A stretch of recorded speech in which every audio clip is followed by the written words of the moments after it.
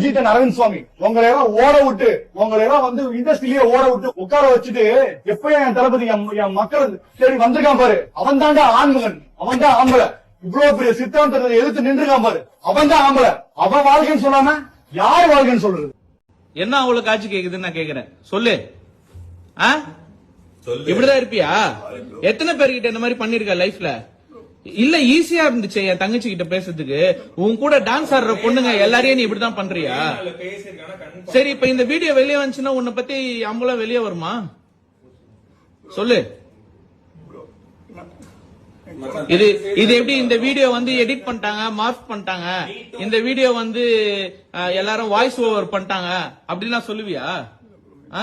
அதான் யூடியூப்ல உட்காந்து ஃபால்ஸ் எலிகேஷன்ஸ் குடுத்துட்டு இருக்கிய உட்காந்து எல்லாருக்கும் எப்படி எல்லாம் மேனிபுலேட் பண்ணலாம், எப்படி எல்லாம் இது பண்ணலான்ட்டு. அந்த போதையை போட்டுதான் வந்து என் தங்கச்சி அந்த மாதிரி பாத்தியா நீ? உன் குழந்தைங்க இருக்கட்டும், நான் இப்ப நோன்றேன் உன் குழந்தைய.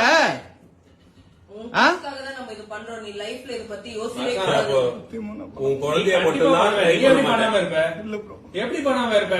நாளைக்கு உன் பொண்ணுங்களோட ஃப்ரெண்ட்ஸுக்கே நீ வந்து ரூட் விடன்னு யாருக்கு தெரியும்? அவங்களே நீ கூப்பிட்டேன்னு யாருக்கு தெரியும்? உன் பொண்ணுங்க எப்படியோ இதெல்லாம் தெரிய வரும்டா. சொல்லு, உன்னை பத்தி அவங்களுக்கு என்ன ஒரே நிமிஷம் சொல்லு, என்னதான் சொல்ல வர?